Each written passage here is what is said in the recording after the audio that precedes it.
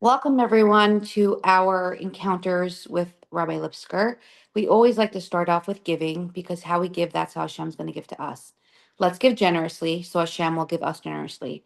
We're also putting coins in the tzedakah box in honor of Reb Shalom Dover ben Eliyahu Akiva.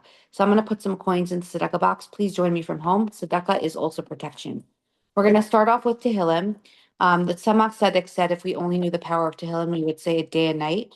And we are dedicating the Tillim for all of Am Yisrael and Eretz Yisrael and everyone around the whole world. And everyone should be safe and well. And for all of the Chayalim and Chayalot and the IDF. We're also dedicating this Tehillim to Rabbi Lipskar of blessed memory. So we're going to say Psalm 20, Kapitel Chaf. Lam Natseach Mizmar LeDavid Yanchad Inai B'Yam Sarah.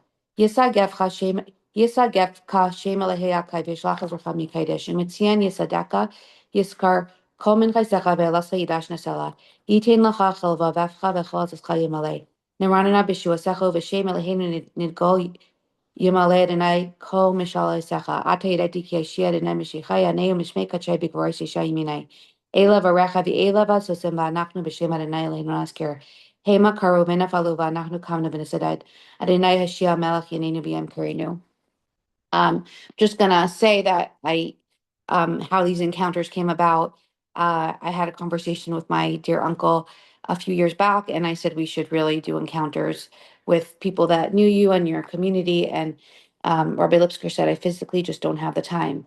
And who do you have in mind? And I wrote his daughter, Devorah Leah, to make this happen. So together we are hosting these incredible encounters. And today I'm really honored to have a very special guest with us today, my dear brother Mendel, who had a beautiful relationship with Devorah Leah's father and my uncle. So we are going to start our special share. So welcome, everybody. So welcome, Devorah Leah, and honored and humbled to be doing this for your special father. I just want to say not every gem is a giant, and not every giant is a gem. Rabbi Lipskar was both a giant and a gem. Okay, so to start, I am very, very honored to be doing this interview with my cousin Mendel. Mendel is my mother and Mendel's father are brother and sister, so we are first cousins.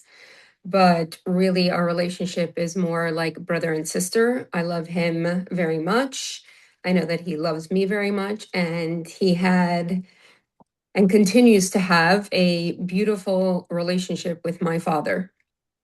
So a lot of the information that Mendel has is not shareable. It's private information of interactions with the Rebbe and stories, but we will try to give you as much of a full-bodied interview as we can. So Mendel, my first question for you is if you could share with us, what are some of your earliest memories that you have with my father, and what stands out when you think back to those moments? Okay, thank you for having me here. My earliest memories with my Uncle Shalom was probably when I was about 7 years old, maybe a little younger, and he would come to New York. He would come to New York for business. His business was the Rebbe, pretty much. And when he came, it was just like a sunny day, no matter if it was raining or if it was snowing, it just was sunny for me. He would meet me on the street. First thing he would do is pull out a $20 bill in the middle of the 1980s and tell me to go buy some chocolate. I would like $20. $20 was like $500 today to a kid. It was like incredible. So just seeing him was like it wasn't the money. It was the way he interacted with me like literally like a father. My earliest interactions with him was always connected to the Rebbe, because my life was pretty much as a kid surrounded by the Rebbe. And when I saw my uncle, Shalom, the way he looked at the Rebbe was like something different than most people looked at the Rebbe. He was like, it was just incredible to watch him. And I can't really explain it because you have to just be in his presence to see it. But the way he looked at the Rebbe was like a real king in front of him, a master, a father, a teacher. And a lot of times growing up in 770, there were, regular life going on. So we took for granted that the Rebbe was living with us and next to us and with us every day. A lot of people from that generation, it was just normal. You went to shul, you saw the Rebbe. You walked down the street, you saw his car going by. So in some cases, it just became normal life. But when I saw my uncle Shalom, the way he stood around the Rebbe, the way he walked around the Rebbe, his presence, it was like something incredible. That was, I would say, my first encounter with remembering my uncle at a young age. It always led back to the Rebbe. Everything was Rebbe. His whole life was Rebbe. There was nothing else.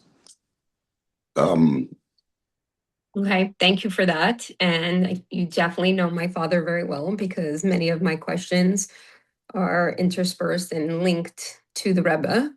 But let's go back still a little bit to your childhood. So you remember the $20 bill, you remember that there was sunshine when he came, no matter what the day looked like. How did he make you feel? Because intellectually knowing something is one thing, but how did my father make you feel as his So, nephew and as his uncle? so I'll give you a little story as an example. It was probably about 1985 or 86. He came into town one day, but didn't just come into town. Back then, people would walk around with attaché cases. People don't know what attaché case is. It's a big briefcase box. It was a box. You opened it up for the young Bachram. We went on Mitzrayim with it. We kept our tefillin in there. And it was just like a big box that you walked with, a briefcase, an attaché case. But when he came to town, he always had this leather bag, like a real nice leather bag, coming hanging over his shoulder. It was probably like 8, 9, maybe 10 years old. He came to my house, to my parents' house on Eastern Parkway. And as usual, he would drop his bag and go because he didn't come here to waste time. He always had an agenda. He was busy. He was going to court to try to get a Yid out of jail. He was going to do the Rebbe's mission, going to meet with the Rebbe, going to meet with the Rebbe's secretary. So he dropped his bag, said hello to me and my brother, and he left. And the curious little kid that I was, I see a big, beautiful leather bag, not at the shake case, like really classy. And I see something sticking out of it. So I felt close enough to my uncle that I could like sort of touch his bag without feeling that I'm stealing in a sense. So I got closer and closer and I see this very interesting thing that was very foreign to me. And I ended up pulling it out of the bag and it had this wire and I open it up and it's a laptop computer.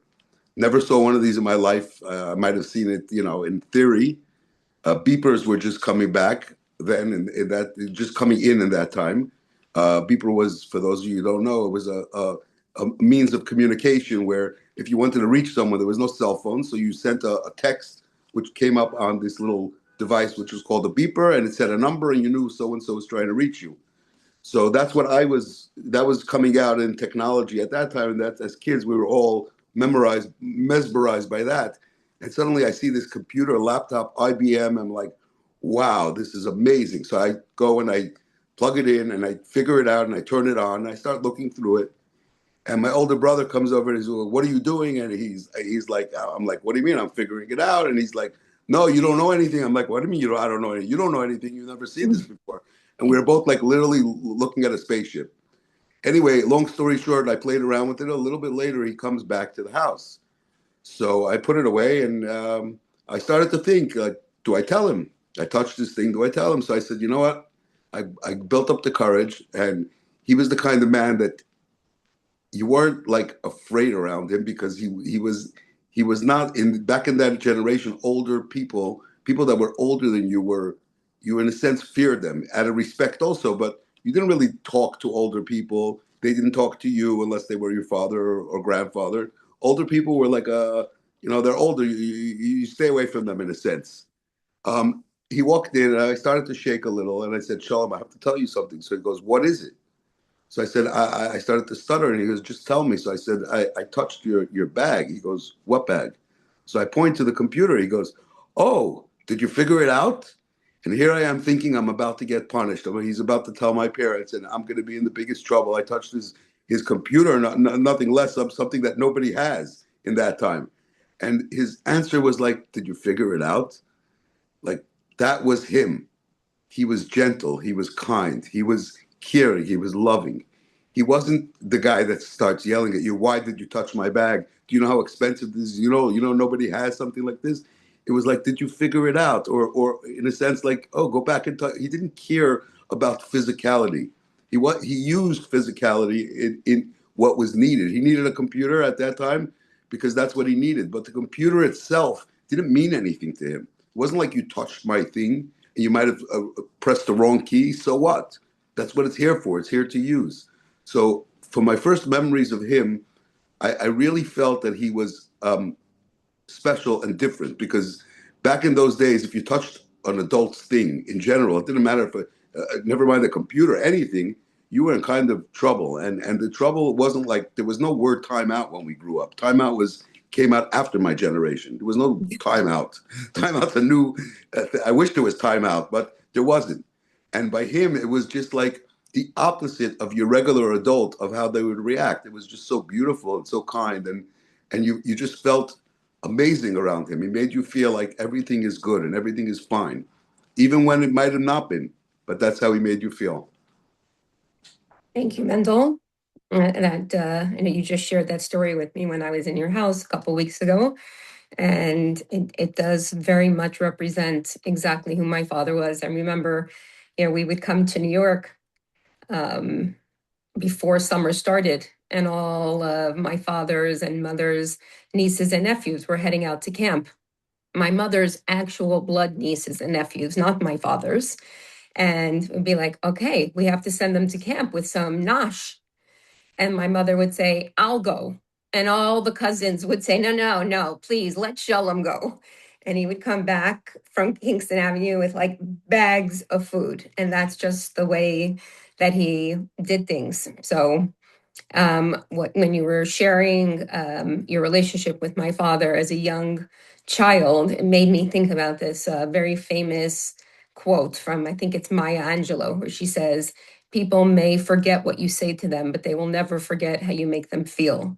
And I think that as a child, especially with the adults of the world at that time, children were supposed to go play in traffic, seen and not heard, gay fundament, and he really, up until his very last days, the children were of such a value to him. I remember my sister-in-law Hannah runs the Montessori preschool at the shul. And, when there was stress at the shul or they needed some money and it wasn't coming in, my father would go into the classrooms, sit with the kids, and come out revived and say, this is it makes it all worth it. So to continue on, you obviously had a beautiful relationship with him as a child, but as you got older, how did your relationship with him evolve over time? And also within that question, in sharing my father's beautiful, real, very deep connection with the Rebbe, how did your relationship with my father grow over time? And how did my father's relationship with the Rebbe impact your relationship with him? And how did it help maybe change or elevate the way that you experience the Rebbe? So as I was growing up, he was always involved in my life. He was traveling. He used to travel a lot to New York for many different things, and in my life, my personal life, I was surrounded by the Rebbe. I was lucky enough to grow up on Eastern Parkway, a few houses away from 770. And as a young child, that was my whole life. When most of my friends were out playing in the park down the block, I was at 770. That was my park. That was my place. So I don't want to, chas v'shalom, when I talk about the Rebbe, I don't want to talk in these words, but I would say like in lahavdil, in sports or in music, when you have a star, you have groupies. You have people that are, they're just attached to that person. Lahavdil, I was like a groupie to the Rebbe. I would, as a kid, I would wait outside as from a young age, from 5 years old, just after school, just stand outside and wait for the Rebbe to pass my house, just to see him for a moment. I would run down the block every day and see his car. I would look, did something change in his car? Did he leave a note? Did he leave a sikha? Did he leave a sefer? It was like every detail of my life just was surrounded by the Rebbe. And like I said earlier, when I saw my Uncle Shalom around the Rebbe or near the Rebbe, it was the most incredible thing because it wasn't like I'm the groupie. This guy was like the top group. Like you look at him and you say, "This is how you look at the Rebbe." Um, he feared the Rebbe. He loved the Rebbe, and that made my relationship with the Rebbe even stronger. Not because I needed someone to make my relationship stronger with the Rebbe. The Rebbe himself was a fire, was a light, was godly, and you didn't need anyone to connect you to him. You just saw him. But the way I saw how he looked at him, he sort of gave me a, a, a, a look on how you have to look at a king, not just like a little kid running around after a king, but this is the king, and like this is how you look at him, and that's how I used to observe it, and that continued throughout my teenage life. Everybody goes through challenges growing up and all different things, but he was always there. The most interesting thing is that there wasn't a conversation that I had with the man that didn't involve the Rebbe in some way. It didn't matter when he used to, Baruch Hashem, I was blessed and lucky. He would stay at my house a lot when he traveled. He came to New York often for business, for his business, which is a holy business. And he was just, no matter what, there was never a conversation that didn't have the Rebbe in it. That's how important it was. So you asked me how he impacted my life. That was a huge impact on me because it was also somebody to connect to with what I was feeling. The feelings that I had towards the Rebbe, it was one on one. It was my feelings. I usually didn't discuss it or talk it over with my parents or with friends or teachers. It was just that. It was the Rebbe and it was me. And but then there was a man in my life that I was able to communicate about my relationship with the Rebbe because I appreciated I saw his relationship, how real it was, and that's the relationship that I wanted to have with the Rebbe just by following him and looking at him. Um, he was also very practical when it came to, Yiddishkeit, to growing up, to not telling someone you have to do something, but explaining why you should do it. For example, when I first got married, the tallis thing was very, very foreign to me and very difficult to me. Putting on a tallis every day. I lived 25 years and never had a tallis on me. Maybe when I was 3 years old, but I don't remember that. And I once came to him, and just after I got married, and I said, "What's the deal with the tallis? Like, it's really bothering me. I want to just put on tefillin and not wrap this tallis." And he says, "Do you understand what you're doing when you wrap a tallis? Do you understand? Do you understand the concept of encompassing?" And I'm like, "Yeah, we learned that in Tanya." So he goes, "Well, now you could actually live it. When you put on your tallis, it's like Hashem is wrapping himself around you." And the next morning, when I put on my tallis, it was a whole different tallis experience. It wasn't just making a bracha, wrapping a tallis, and doing your davening. It was he explained to me how the tallis is the Eibishter wrapping himself around you, and that was, in a nutshell, that was him.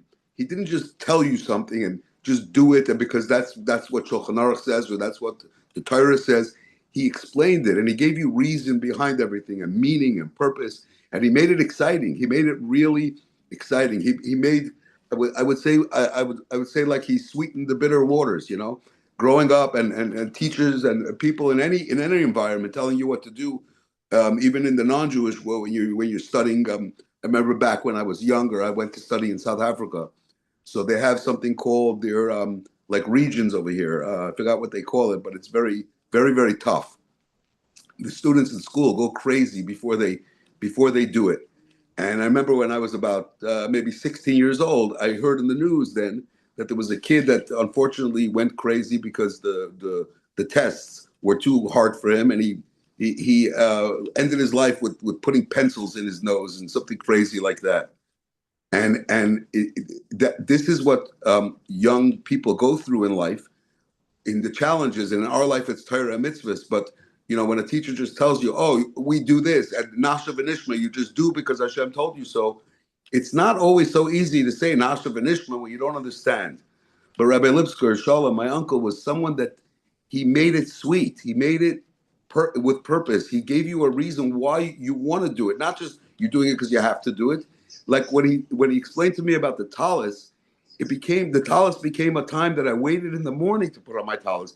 Not that before I met with him, I said, I don't want to put my talis anymore. He turned it around and made it so sweet. And now, for years and years and years, putting on a talis became so much different than that feeling I had. It has purpose now. It has meaning. And that's what he was. He was someone that didn't just tell you something and walk away. He followed up. He would ask people the last few years, he sort of stopped that because he had other missions. But he always asked people, how's your soul? And I spent a lot of time with him, and he asked it to me too, but I would watch him ask it to other people. And the reaction sometimes, the people would look at him like he's off his wall. Who asks someone, how's your soul? How's your life? How's your wife? How's your children? How's your kids? How's your parnasa? How's your health? How's your soul? Nobody. And that was him. He reached inside. He didn't just want to ask you how you're doing. He wanted to know how your essence is doing. And he was for real with that. He wasn't just asking you, because it's very easy to ask someone how you're doing. How your soul is doing, your average person doesn't ask you that. So that was I think I answered your question. I don't. You answered my question incredibly, and all very true. And it's giving me some really beautiful thoughts and feelings about my father. So thank you for that.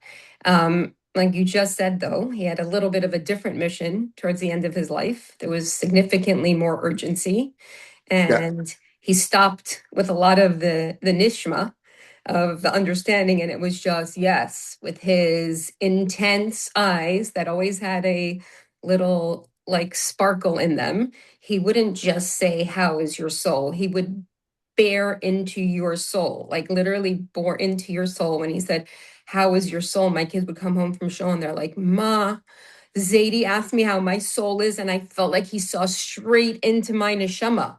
And I'm like, he actually did see straight into your neshama. And just a cute story that I thought of when you said he explained to you about the talis. So we lived in Miami Beach before we moved to 33154.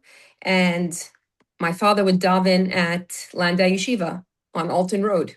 And it's a solid 40-minute walk in the heat of Miami. And I was the only child for 5 years. And I would walk with him to shul on Shabbos. And after realizing what this walk entailed, I got a little tantrumy and I didn't want to do it. And it's too hot. And he wanted me to come to shul with him. He created this famous story that all of the cousins know about of Shrimpo, this little 1-inch guy who was powerful, and he would roll around and he would tell me this story all the way to shul and from shul. And the story was amazing and I loved it, but it was still hot and a very long walk for a little girl. And one day he said to me, "You know what, Leah? Hold on to my tzitzis. They're magic tzitzis. You're going to give me strength to walk, and my tzitzis are going to give you strength to walk." And I have to tell you, I never complained again. I held on to those tzitzis for dear life, and I managed to get there and back without complaining and really enjoying that time that I had. So thank you for that memory. I just want to add to that is later on in life when I came around, I came around to Miami, I want to say. So it was very hot. I don't like the heat as it is. I came to Miami for many years. It wasn't for the beach and it wasn't for the heat. It was for my uncle to be around him and his family, because that's my family and that's why I wanted to be there. But I would walk home Shabbos from shul, and everyone who from Miami knows there's an Erev there.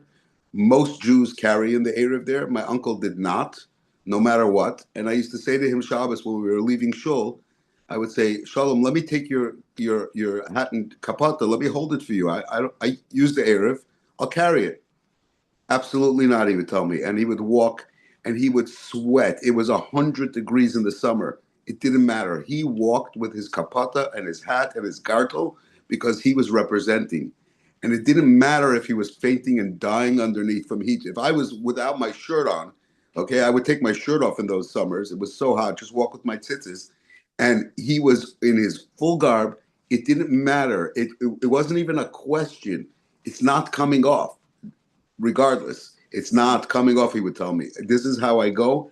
And it was for one reason. It was for representing, like I said before, it was all Rebbe. Everything was the Rebbe, and it was representing the Rebbe. And that's why he didn't matter if it's hot, if it's cold, if I'm tired, if I'm not tired. He was there. He was on call all the time, literally. So I wanted to add to what you said before about his new purpose is literally October 7th happened.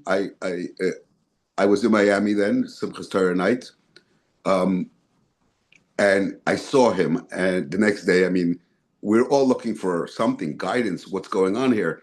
And who do you look at? You look at the rabbi. How is he responding to this? And not just the rabbi, he was also my friend, my uncle, my family, and somebody that I looked at as an intelligent, super intelligent guy. So I wanted to see how is he reacting to the situation.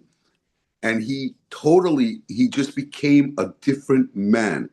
Overnight, he became a different man. It became a fight, a war. I don't want to use the word fight because it's not, but a fight in Yiddishkeit. He woke up with this energy. Everybody's got to get out. Everybody's got to do. He told me a few days later that he says, Mendel, could you believe this? This woman came to my office crying that her son doesn't want to wear his yarmulke anymore because of what happened. He's scared. And I told her, not just put on the yarmulke, put on a bigger yarmulke. Most people at that time were telling people in Europe, go without you, put on a baseball cap. Jews, stop wearing your tzitzis out, stop wearing your yarmulke. And he was screaming the opposite. Get out there, put on your yarmulke, put on tefillin. He woke up. It literally, I don't want to call him a sleeping bear because he was never sleeping. The man never slept. But he woke up like a sleeping bear after hibernation. And he took on this new mission. The new mission was I want to say when I grew up, I know he was fascinated by the Holocaust. I don't know if a lot of people know that, but he was fascinated by the Holocaust. Holocaust survivors to him were tzaddikim. I saw how he interacted with Holocaust survivors in Miami. There was one guy named Yankala. I saw one day, Shabbos, we were walking, he saw him on the street. The way he spoke to him was like he's talking to a hero. The man himself didn't understand why he was getting so much honor from this honorable guy. That's how he was with Holocaust survivors. And it was like he woke up after October 7th, like the Holocaust just ended. We're going out there, we're rebuilding, we're being stronger, we're not going to go down, we're not. And it was sort of like the Rebbe and the Frierdiker Rebbe after the Holocaust actually, in a sense, rebuilt Judaism, rebuilt Yiddishkeit in the whole world. It's reality. If you look at the history, that's what they did. They set out right after the Holocaust to take a broken nation to build them. And the way he did it right after October 7th was exactly like that. We're not stopping. We're going forward. We're starting new. We're going bigger. We're going to do bigger, and we're going to show the world we're here and we're not afraid.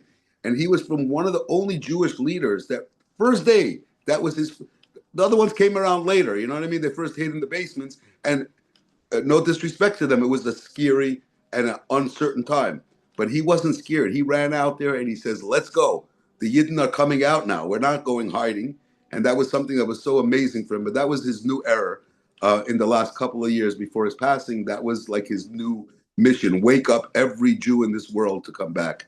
That was his mission all the time, but he took it to the next level. Just wanted to add that. Yeah, as you said that, I remember my father walking into my house. You know that Rafa was in the war, commander in the army, and he would come to me, and I was doing everything I could, everything that was in my power. I was working all day for Am Yisrael, and he would come to my house and he would say, "Leichke, what did you do today?" And I literally became like a 4-year-old little girl, and I would tell him, I said brachas, I did this, and I did this, and I would give him my whole list, and he would say, you need to do more. And he had a real urgency about him. And part of that was that this, everyone's talking about the eighth front of the war, which is Jew hatred. And we have to address that. And he said, stop worrying about the Jew hatred. When the Jew acts like a Jew, the Torah says the nations will be in awe of us. They will not touch us. When the Jew is only tapped into their nefesh habahamis, we're just like everyone else. There's nothing special about us, and there's no reason for us to be looked at with respect or awe or fear or anything like that. So his big push was always, obviously, to bring Mashiach, and how to do that is by creating proud Jewish people who walk the world and say unapologetically, I am a Jew, and what that means to me is whatever it means to each person. So all very true. Okay, so now we're going to get into a little bit more of the rabbi. First, we're going to talk a little bit more about personal. What do you think most defined my father as a private person, not his public role? Like when he So, wasn't in the shul and he wasn't speaking to people, so, he's just being so Rabbi Shalom Lipskar. I had the privilege to be an honor to be very close to him as a person, not as a rabbi. He was a father, an uncle, and a very close friend in that sense. We spoke a lot. We shared a lot.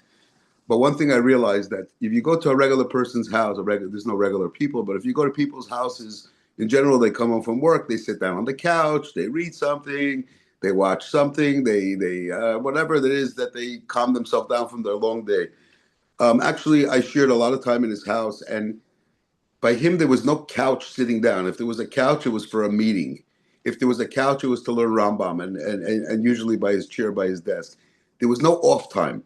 I've never seen him off time. Off time was maybe when he came home, took off his shirt, he was able to just like relax a little bit and sit down, but he didn't sit down and do nothing. He sat down and took out his Rambam. He sat down and took out his Sichas Kodesh that he read 50,000 times over and over the same. But I once said to him, I said, Shalom, you're reading the same book over and over.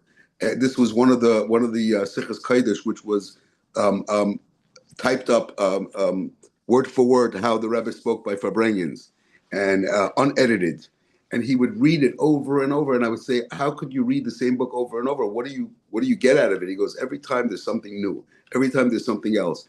He didn't stop searching. But when he came home on a personal level, there was there was nothing. There was no home. And now it's dinner time because in the middle of dinner, he got a phone call. And he didn't say, I'm not going to answer the phone call because I'm eating dinner. He would stop whatever it is that was eating, he would just stop and answer the phone call. And then that phone call came into the whole night. It could have been somebody was born or God forbid someone passed away and he just got involved and he had to take care of it. Didn't have to. He did take care of it. So I would say, based on your question, that there wasn't a personal life. When he told me when he went on shlichus, that's the life that I wouldn't say he chose. The Rebbe sent him on shlichus, but he chose to go. When he went on shlichus, there was no personal life anymore. Um, I remember I want to say a little personal, but I was pretty amazed because he had a busy schedule. He wasn't a guy like there was no downtime. He would get up early in the morning, get on his feet, and go to shul. From shul, he had meetings, he had this, he had stuff to do. There was no downtime. I spent a year learning in Landau Yeshiva, the one you mentioned before, the school that my uncle built, and I spent a year there. My first few months that I was there, we started right before Tishrei. It was right after Hurricane Andrew, which Miami was a disaster at the time. And they didn't have a dorm for me. I got into yeshiva a little late because I asked my uncle Shalom to get me into yeshiva a little late.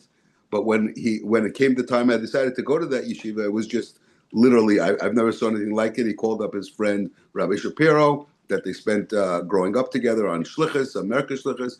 Picked up the phone and he said it like he's talking for his son. I was in the room, and I really thought like how is this going to end up? And it was a second. He says I have a nephew. Very close to him. I want him to go to yeshiva, and he's like, "Sure, just send him." What? I was like, "What? That's the whole interview? I'm in." But because of that, it was a little late in the game. There was no room in the dormitory, so for the first few months, I stayed at his house. That's where I slept, and every morning he would get up, wake me up, and drive me to yeshiva, to Landau Yeshiva. That's back then. The traffic wasn't like it is now in Miami, thank God, but it was a good 40-minute ride in the morning. We're talking about 7 a.m. driving me and then driving back another 40 minutes.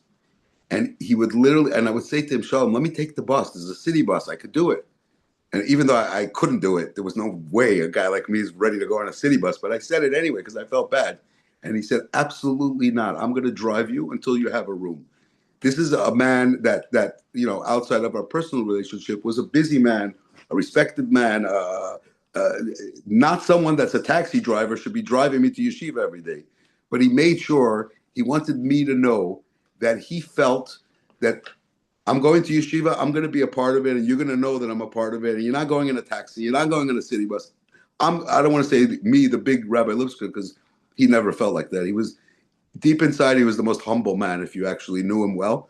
But he looked big from the outside, but he was humble. He was a real humble man, and that's why he was approachable. But he insisted that he's going to drive me. It was for 3 months till I couldn't handle it anymore, and I went into the yeshiva and I said enough is enough. Just because of his covet, I was like, this guy, the man can't do this anymore. I'm not going to allow him to drive me the whole year. But it was just that was him. He didn't do things halfway. He did it all the way. And he also made you feel it was genuine. It wasn't fake. It wasn't like, oh yeah, okay, get on the bus after 3 days and now we're done. No, I'm gonna drive you. I'm not gonna stop driving you until you have a room. And that was him. That was him. He was all the way. Yeah, very true.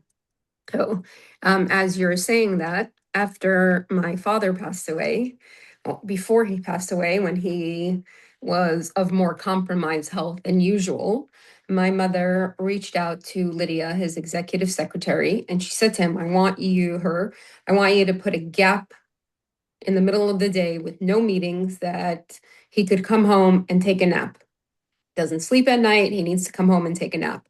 So Lydia did that. And what would happen is, let's say the pause was from 1 to 3. At 1 o'clock, somebody would show up. Hi, I have a meeting with the rabbi. Lydia would check her computer and she was like, I'm sorry, I don't see anything scheduled. My father would pop out of his door and say, you know what, Lydia, it's okay, let him in or let her in.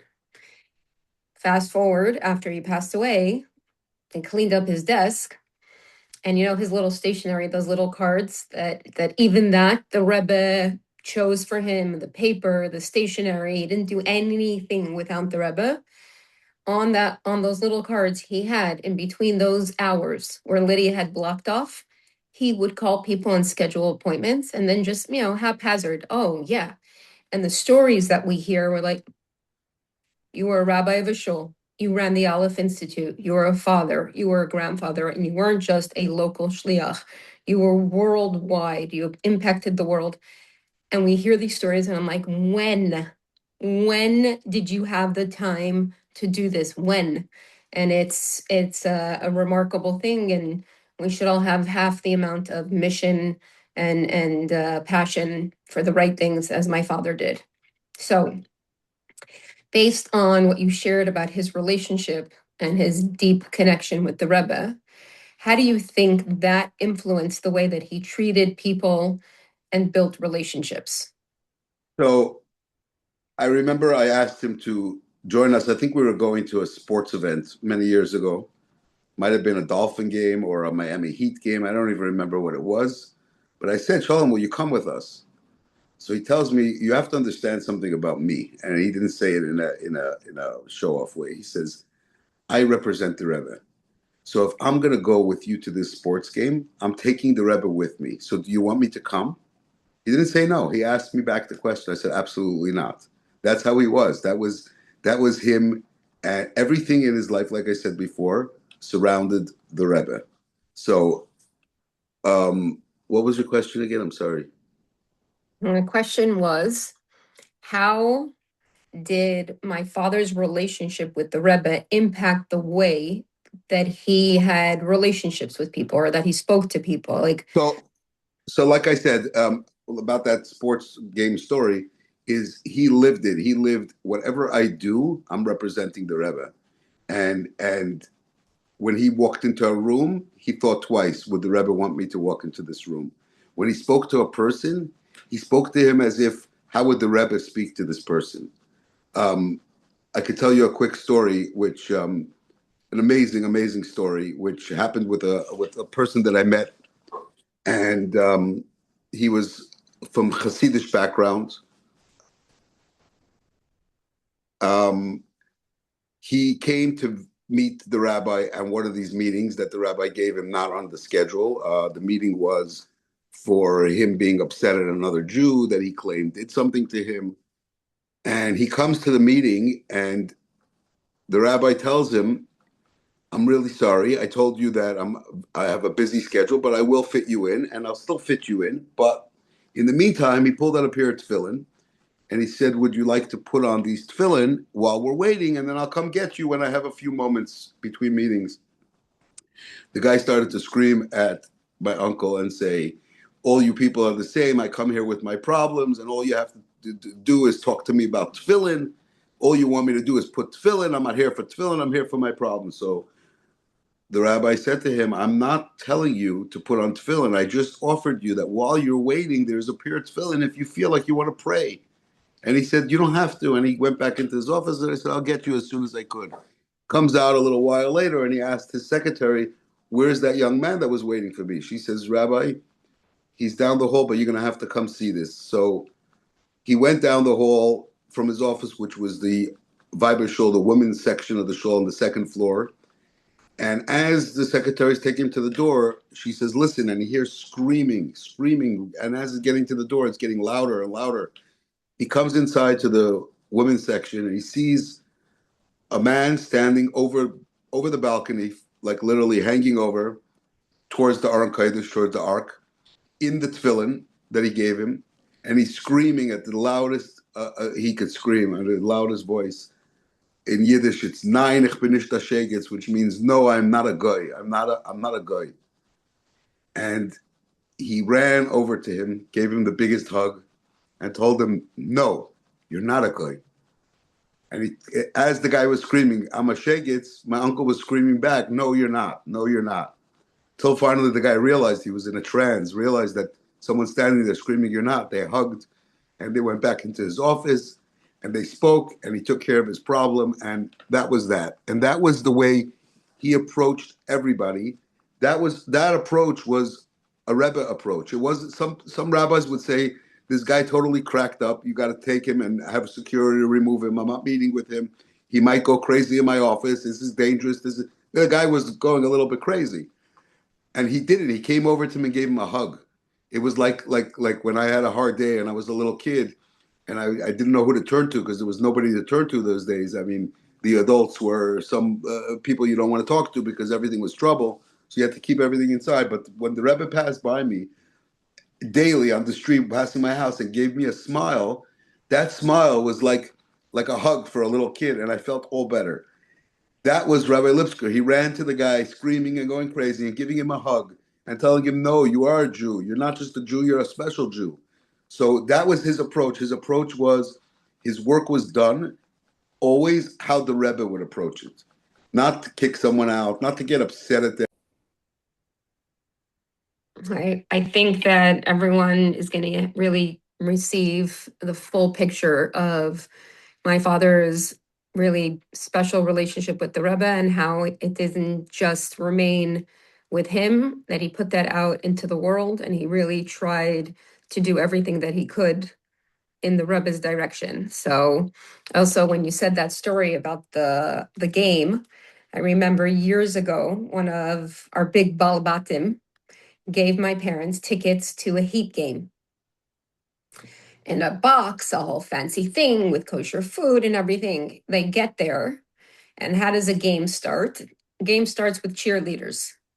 He's sitting there for a minute, and he looks at my mother, and he says to her, Han, we're leaving. She's like, what do you mean we're leaving? We just got here.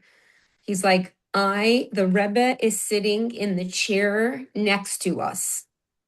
We are leaving now. And she said, but the balabas, he's going to be insulted. And he said, my balabas is the Rebbe, and we are leaving.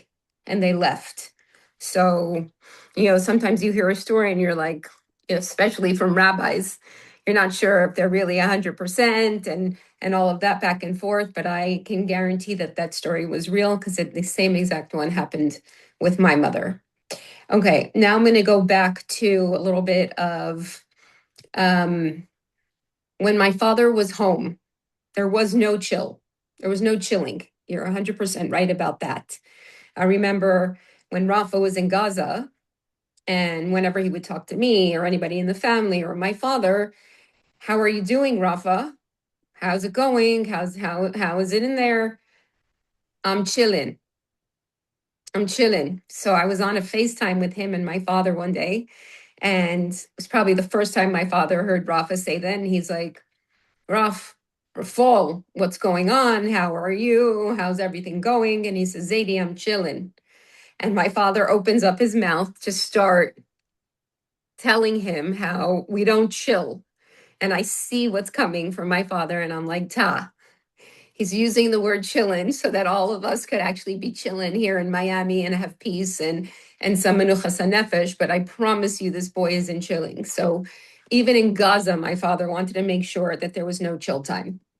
So to go back to a little bit of family, not chilling, but when my father was home with his wife, my mother, with us, his children, with his grandchildren, what did you see or feel or experience that other people may not have seen publicly? I think that I thought I said it earlier, but I think that there was, like you said, no chilling. So he wasn't a different man. He didn't wear two hats. He was the same man when he came home and when he went outside. So like there was, in a sense, I don't want to say there was no family time, but the family was his family. He loved his family, but he loved his people, and his people were his family. So his door was open. It didn't matter if somebody needed something in his family time, like those times that you're describing when he was home with his wife and alone. There was no body that wasn't welcome at that time. There was no like, oh, the rabbi's busy now. The rabbi was never busy. Inside the house was exactly like outside the house. It was full time work. There was no downtime, and there was family time was work. It wasn't like, okay, now we're off duty. There was no off duty. He would come home. He would talk to his wife Khani about things that were going on in the community. What can we do with this? What can we do that tomorrow? We have to do this, and she would be a big help and say, "You have this tomorrow. You have that tomorrow. We have to go here. We have to do." But that was it. I would say the family time in the house was the planning for the work outside the house. That's pretty much what it was. Work didn't stop. Also, I want to say this, that it was work, even in our little personal family chat. You know, there's all kinds of narishkeit that goes on in the chat, back and forth, shtus, and important things. And I'll give you an example. My son, while he was in Israel right before the war started, he called and he said, Ma, I think I want to be a shepherd. And he puts into our bigger family chat, I'm going to go be a shepherd. And everyone's laughing at him. Rafa, you've lost your mind. Israel's impacting you in a way we didn't anticipate. And my father, like always in the chats, there's no silliness. There's just actual impact. And what does he write to Rafa? Raphael. Every Jewish leader began as a shepherd. I think it's an amazing thing that you're going to do. 3 days later, Rafa calls home and there's sheep bang in the background. He's like, Ma, I don't want to be a shepherd. But my father validated him in such a strong way, not just validating, oh, I hear you. Okay, go do what you need to do. Really putting his heart and soul into what Rafa, where he was at that specific time, and meeting him where he was. And also, you know, we're asking questions, we're doing this interview, and I'm thinking, family time in our house was, you're right, was always mission oriented. There was no lazy. Like if I would sit on the couch and doing nothing, it was like, what are you doing? I'm like, I'm just hanging out there. Get a book, go do something, go help someone, all of that. Anyway, I'll give you a little story of my daughter Iti and Mendel are shluchas in Israel. And when the Iran war was starting and sirens were going off in Netanya hourly, and it felt extremely scary. It's not actually any scarier than anywhere else, because when Hashem wants you, Hashem takes you. And I would call her and Iti, get your family on a plane and get out of Israel. And her response to me was, Mommy, Where was I raised? A captain doesn't abandon their ship. And I shut my mouth. That was the end of it. And where she heard that is every couple years, there were big, severe hurricanes in Miami. And the entire 33154 empties out. Everyone runs. And my father says, we're not going anywhere. A captain doesn't abandon his ship. I'm like, Ta, you're not healthy. You need electricity. You need all of this. What if there's an emergency? And he would look at me in the face and just repeat what he said. A captain doesn't abandon ship. And that was the end of it. So the lessons and the way that he lived is really continuing with his children and grandchildren and his community in a very strong and incredible way. And when it says "V'chayiten alibai" is really true. Like that's, we love him, we care about him, we miss him. What could we do for him? Live the way that he lived to the best of our ability. So thank you for that one. Next question is, 1 second, ask you that one. If you had to give me a story or a representation of something that you say, if you want to know Rabbi Shalom Ber Lipskar, this is it. What's a story that you could think of, or a memory or an experience that you had with him? So there's many stories. One story comes to mind, which is, I'm going to use this as an example of this story because he was a shliach, and in the shliach world, things go on, and in the rabbi world, things go on, and you'll understand who he was from this story. Generally, in business, if you have a contact, you don't want to share it with everybody. You want to keep it to yourself because that's how you make your parnasa. In shlichus and in this type of business, not-for-profit work, of course, if somebody's giving you money, you're not going to call the world and say, by the way, this guy gives me money, because everyone's going to call him, and then you're going to get less money. So, of course, you want to keep them close to you. This story is about a friend of mine that lives in a country. He's on shlichus. He literally has nothing. When I say nothing, he has nothing. He lives day to day. Whatever he gets in, that's what he has. He doesn't. There's no savings. There's no investments. There's literally nothing. One day he called me up and he says, I'm going through a really hard time. I need some help. I need some help fundraising. So I said to him, you know what? I'm not a fundraiser. It's not my thing, but I'll try to help you. I said, I'll call you back. I hang up the phone. Who's my first phone call? My uncle. I call Shalom. I say, Shalom, I need help. Mendel, what do you need? I said, well, it's not for me. It's a friend of mine. He's on shlichus.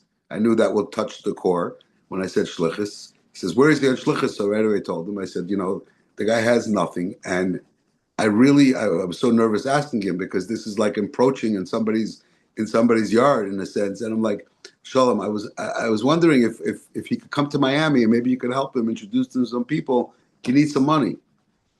So he tells me no. And I'm on the phone. I'm about to drop the phone. I'm like, no. My uncle told me no. It was happening in seconds, but it felt like it was like a year. Like I was just frozen in time. My uncle said no to me. And as I'm listening to the no, he says, but you could come with him. So I said, what do you mean? He goes, no, you can't send him on his own. But if you want to help him, then bring him and we'll help him together. And I was in total shock. I was like, wow. So we book tickets and we come to Florida. Shabbos morning in shul, he asks my friend, he introduces him to everybody.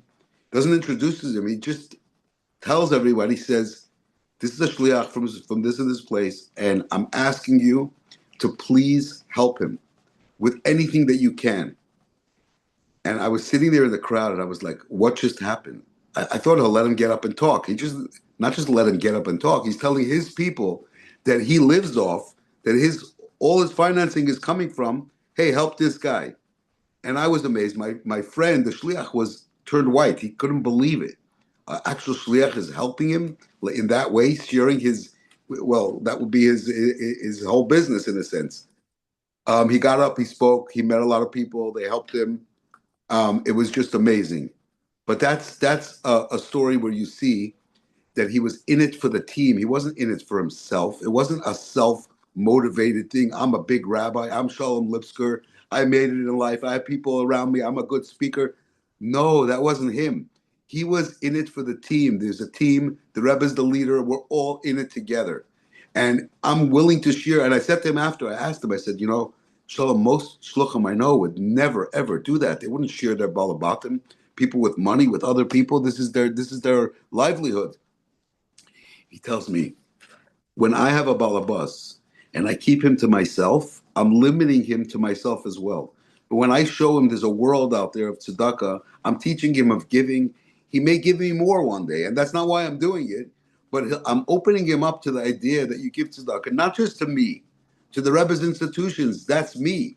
I'm in Florida. That guy's in somewhere in the former Soviet Union. It doesn't matter to him. It's not like some shluchim would say, okay, this is my place, and that's what I have to worry about, and that's rightfully so. He was worried about the whole entire world of shluchim.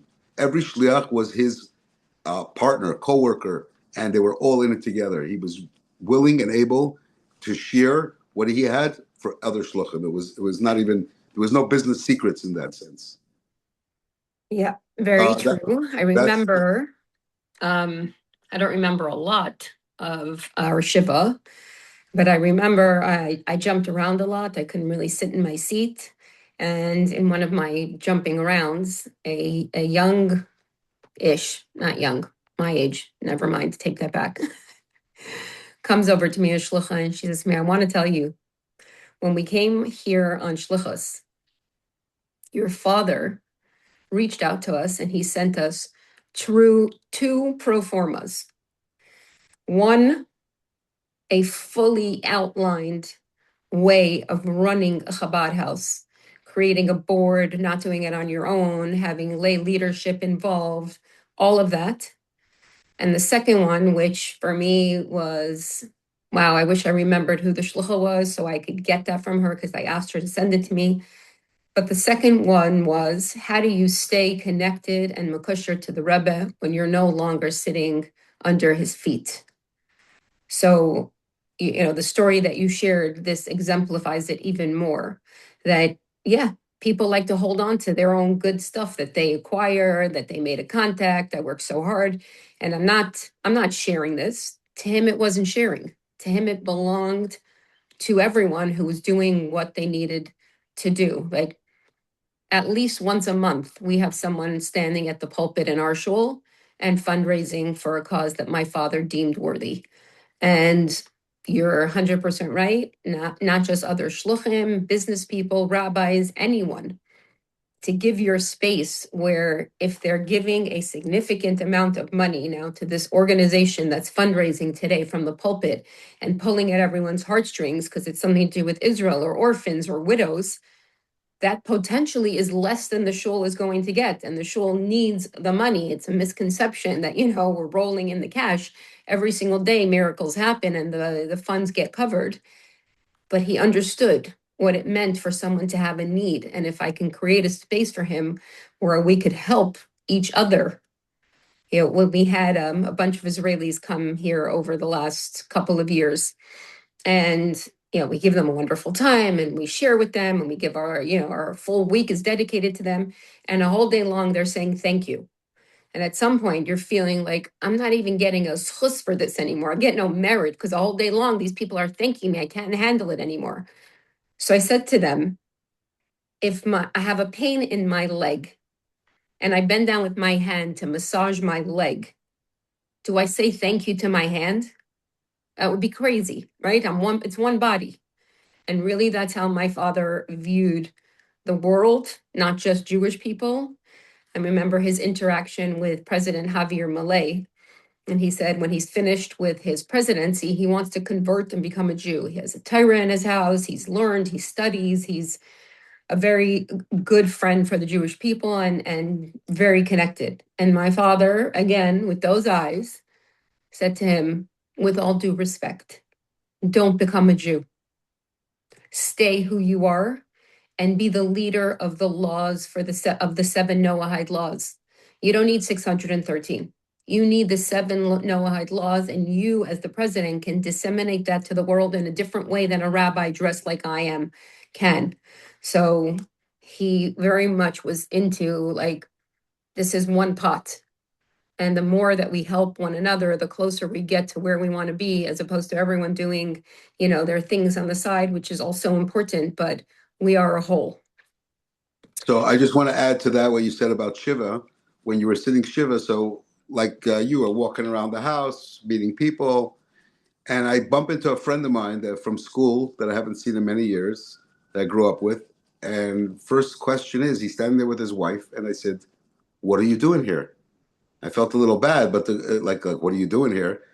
But the question really was, why are you at my uncle's shiva? I'd never seen you around. You weren't a part of this. You don't live here. You're in Massachusetts somewhere. Like, what's going on? What are you doing here?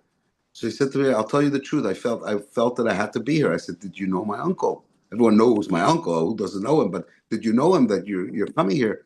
So he says, "Let me tell you, I didn't know him that well, but I got to know him in the last couple of years." So I said, "What happened? How did you get to know him?" So he says, "I was starting this project." I said, "What kind of project?" So he says, "The project is for shluchim, a little bit like what Dvorley said earlier about that shlucha that said that he wrote 2 performers. One was on how do you live your life outside from the Rebbe's feet. So this organization is sort of like to help shluchim identify who they are in the world, not forget who you are, and remember that you're the Rebbe's person out there. This is what this organization's about." So he was starting it, and someone suggested to him that he calls up Shalom Lipskar, Rabbi Lipskar, and asks him, some advice on how to do it.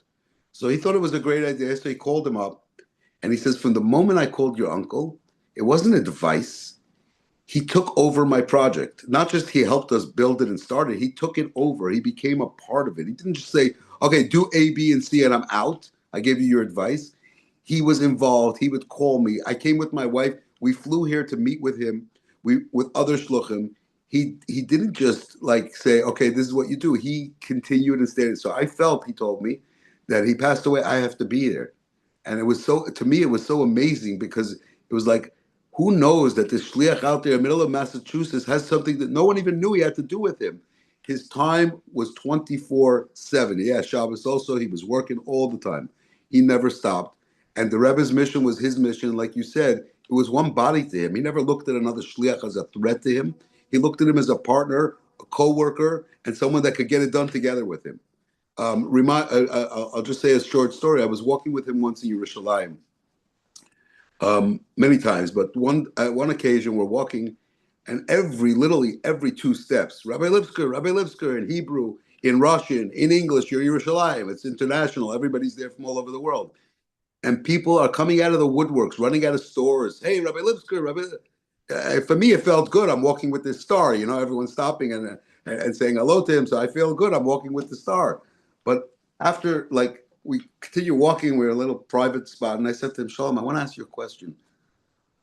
Where do you know all these people from?" Like, I mentioned a certain individual, shliach, which is in a high position, good man, and God should bless him and give him health and long arichas yamim and shalom tovos. But I said to him, this individual shliach, which is in Lubavitch, he's known by everybody. If I was walking with him right now in Yerushalayim, I don't think not one person would walk over and say, "Rabbi so and so, how you doing?" or "How you been?" and every person that sees you, they stop you. Not just they stop you, you know who they are. You remember them. You're asking them about their wife, about their children, about the bar mitzvah, about their kids. You remember everything. You're involved in all these people's lives. I said, "How do you do it?" So he said, first he answered about that other shliach, obviously, with all due respect. He says, the Rebbe gave us all missions, and his mission is in a certain place, and that's his mission. And that's why people know, because my mission's a little bit different, humbly said. But that's not really the reason. The reason is because he's out there. He put himself out there. He met these people. They didn't meet him. He went out and met them. He found them. When he went to Israel, Israel wasn't a vacation spot to go eat a shawarma or a piece of pizza, even though he did like pizza. He did love But those things, he though. loved the food and everything. But his mission in Israel was to change the world, not just to go on vacation. He came for my son's bar mitzvah to Israel. We went to the Kaisel that night. There was very few of us, a little bit of my family, for my son to daven his first time at the Amid, Ma'ariv, and of course My dear uncle made sure to be there. At the Koisel, people are just coming over to him. Rabbi Lipskar, Rabbi Lipskar. I was like, wherever you go, it just doesn't stop. Lubavitchers, non-Lubavitchers, Hasidim, non-Hasidim, it didn't matter. He was in touch with everybody, and he was genuine, and that's why it worked. That's why they were in touch with him, because they saw the real thing. The real thing was him representing the Rebbe. He was a human being. He was a person. Of course, he was a tzaddik, but he wasn't a tzaddik like I would say the Rebbe is a tzaddik. He was a tzaddik for his righteous deeds that he did, but he was a regular man in a sense, and he touched so many people. How was that? That was only because he actually represented the Rebbe in everything he did. Absolutely. So I'm going to ask you one last question, but before that, you shared about my father and his uniform. So I don't know if you remember this story, but my house, our house, pre-construction, we had that big, huge window in the front, right? The Yenta window. You could see everything that's happening. My father and our family, we share a backyard. And to go to shul when he was stronger and walking on his own and, doing all the things that he needed to do, if it was very early, it was a Shabbos Mavarchim, and he had to go to shul, he would walk through the side of my house. He wouldn't come into the house. It was a 2-minute shortcut. If it was a little bit later, he would walk through the house, have a little air conditioning, and then go on his mission. I remember one night, it was a Friday night, you and I were sitting in that little area on the couch in front of that big window and for bringing, I think, the whole night. And it was 6 a.m. and we look out the window and my father's walking down Camden Drive, full regalia, summertime, hat, kapata, volanitzitzis, the whole thing. And we just looked at each other and I'm like, there goes a soldier. There goes a soldier. He also stayed in Farbring, maybe not as late as we did. He was older. He went. There were no questions, nothing to talk about. So my last question for you, I just want to share this with people and with you. My Bubby's yahrzeit was Yud Aleph Iyar, 6 days before my father's yahrzeit, right? And so her yahrzeit was this past Sunday. Sunday? No, Tuesday morning. And I flew to New York to be with my family who was there for her yahrzeit, her first yahrzeit. We couldn't be there because it was my father's levaya. So her children could not say Kaddish the first year at her grave. So I went to sit there, and I sat there for 4 hours alone, which is what I needed. After the yahrzeit, it was beautiful and important and meaningful, but I wanted to be alone with my mother, with my grandmother and my father. And I sat there and I cried and I yelled and I got it all out. And then I turned on my nigunim and I sat and I sang nigunim with them for 3 hours. At some point, a shliach walked by with 2 guys. One was wearing a blazer, one was barefoot. And I didn't say anything. I just turned around and the shliach is reading my father's matzeva and translating it. When he finishes, I said, I wanted to wait until you were done to see if, if you did it well. You did a great job. And then I point to my bubby and I say, this is my bubby. Today's her yahrzeit. So the 2 guys look at me and they're like, wait a second. If that's your grandmother, then that's your father. You're Rabbi Lipskar's daughter.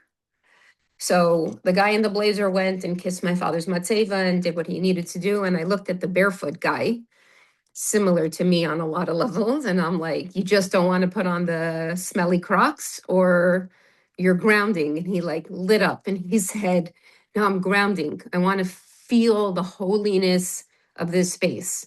And I asked the shliach, I'm like, why did you bring these 2 guys here?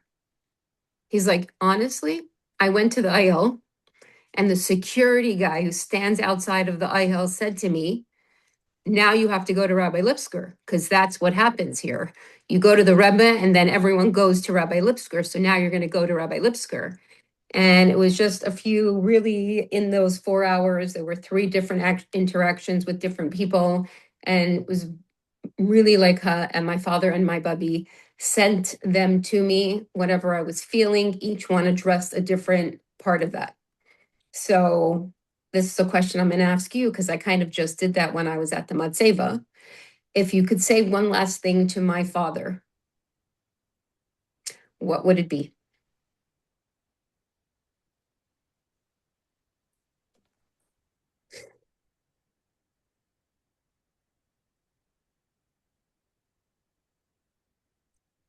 Wow, I love you. Perfect. I wouldn't be able to say one last thing. It's just not something that I would be able to do. But I did That want was to share, perfect. I just want to share a story that I forgot to say earlier, which I thought was an amazing story. So I get it's perspective of who the man was in his work. I get a call one day, and it's my uncle, and he says, Mendel, I'm coming to town. Could I sleep over? I said, of course. No questions. Do you need a ride from the airport? He said, no, I have a black car picking me up. So he loved saying, I have a black car picking me up. It was like he wasn't a luxurious guy.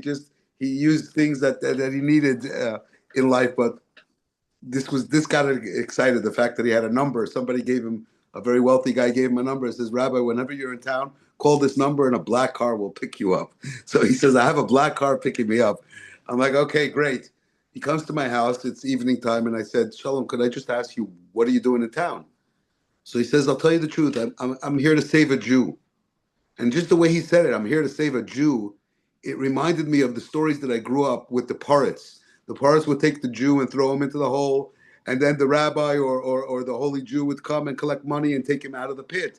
And I'm standing there listening to the way he answers, I'm here to save a Jew.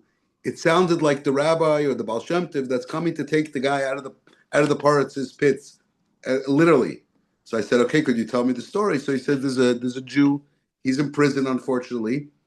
I said, do you know him? He says, no, I might have met him years ago when he was going through his legal system, but I don't know him. What's the story? The story is that his father just passed, and he's asking the court for clemency to let him go to the funeral, and perhaps to let him go out, maybe for good, to suspend his sentence, being that he's going through this hardship. So I said, so what do you think? He says, listen, I'll do my best. I'm here. I hope and pray I'll get the man out. Anyway, that evening, I see him the next evening, and I say, Shalom, how did it go in court? So he has the biggest smile on his face. And I said, tell me, what happened? So he says, I'll tell you the truth. I walked into the courtroom. I had my bag with me. I just came from 770. I davened in the morning. So his nice leather bag that he traveled with. He says, I come into the courtroom, and I walk right up to the front of the court, and I go to the table where the defense is sitting. And there's this big, tall, good-looking Italian lawyer with like a $5,000 suit on, the way he describes it. And he turns to me and he says, who are you? So I answered very polite. I said, I'm Rabbi Lipskar. So he says, you're Rabbi Lipskar. What are you here for? He says, I'm here to talk on behalf of your client to try to get him out. He says, you see the bench back there? You go sit over there. If we need you, we'll call you. So your father says to me, I felt like it's time to go home. What am I doing here? And as I turned around, I said to myself, one second, the Rebbe doesn't put me in situations for nothing. So I'm not going anywhere, and I'm going to go sit humbly in that back bench, just like this big guy in his fancy suit tells me go sit in the back like I'm a nothing and a nobody. I flew from Miami. I came to see this guy. I feel like I want to go home. Really bad feeling. If you're in business, it was like a real letdown. You came to meet someone to do business, and he tells you, "What are you doing here?" In a sense, he sits down and he says, "I'm going to do this for the Rebbe because the Rebbe doesn't put me places where I'm not supposed to be." Um, a moment later, the judge walks in. Everybody says, "Could you please be seated?" And the lady says, "Could you please be seated?" The judge sits down. Then the judge was an elderly man. He goes like this with his hand over his glasses and looks to the back. He says, "Is that Rabbi Lipskar I see back there? Come on up here, Rabbi Lipskar. Come to the bar." He says, I walked up pretty slowly, and as I passed this lawyer, I saw his face. he wasn't very happy that he put me in the back seat. In any case, he says I come up to the judge and we start to talk. It happened to be a judge that he was friends with. We can go into that at a whole different time. Judge Weinstein. I have other stories with him and Judge Weinstein, which are incredible. It has to do with Hay Davis. But he says the judge starts talking to him quietly, covered the mic, and they're talking a little. How's life? How's your family? How's everything? And then he tells me to go back and sit down. I go back and sit down, and the judge takes his hammer and bangs down his gavel and says, I'll be honest with you, ladies and gentlemen. I was about to send this man back to prison because Rabbi Lipskar himself flew in from Miami and came on his behalf. I'm inclined to let this man go home today. And Shalom gave me the biggest smile and he says, I got the guy out. He's going home. He didn't know this guy, nothing to do with him. He wasn't a wealthy man. He wasn't, Aleph Institute wasn't getting no checks over here. He took his time to come down to a courthouse, a federal courthouse in Brooklyn, to try to save a Jew that he doesn't know so he could go back to his family because he just lost his father. That was his story. His story was that when he walked into a room, you asked me before about the Rebbe, I think that he felt that wherever he was, the Rebbe was with him. And I think that also gave him the strength to do his work because a regular person would have said, you're going to sit me in the back seat. I flew all the way out here to do my work. I'm out of here. I'm done. You don't need me. I'm gone. But he said to me, I felt the Rebbe telling me there's a purpose, there's Ashkacha practice and everything, so I have to follow through. And he sat down and he didn't leave. And he did the right thing. And because of that, he got the guy out of prison. Most people would have just left the room and said, I'm not needed here. I just wanted to add that story because I thought it was really special. And I thought it shows who my uncle was. He wasn't a quitter. You could have insulted him. He didn't leave. He stayed. It's like he used to say, we come to a ball game, and if it's raining, it doesn't matter. Are we staying at the game? Of course we are. We're in the sukkah. It's raining. You're going home. This is our ball game. This is the time to play ball. We're in the sukkah. It's raining. We stay in the rain, just like at the Dolphin game. But that was him. That was him. Thank you, Mendel. This was beautiful and very special. And I'm It was sure over the top. Yeah. It Are was you off? a real treat, a real treat for the world. So thank you. And I just wish that he could be, of course, that he'll come back with Mashiach Tzidkenu real quick. Amen. But while we, unfortunately, we have to wait, he should be a good to better for his family, for myself, for my children. Interestingly enough, he wasn't a man that just called when he needed something. He would call me all the time. Mendel, how you doing? How's your children? How's your parnasa? How's your health? And that's who he was. He made you feel like he was a part of your life, not just like, by the way, I'm calling you because I need something. He was for real. So I really wish and hope that it'll be a good to better for all of us. And he should come back with Mashiach Tzidkenu really soon. And Wait, I want to share one wait, thing. just put your camera back on. Okay. I wanted to share one thing about your son, Shalom. So Shalom is a delicious, wonderful little child, and he has a very special mind.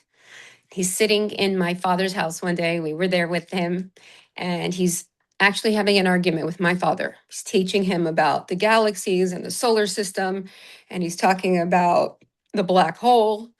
And my father is telling him, Shalom, a black hole can't swallow anything. And they're going back and forth. And finally, little Shalom just goes like this, Rabbi Lipskar, you just don't know. And my father was a big rabbi, a big shliach, a big guy, it took a lot of time to get an appointment with him if it wasn't an emergency.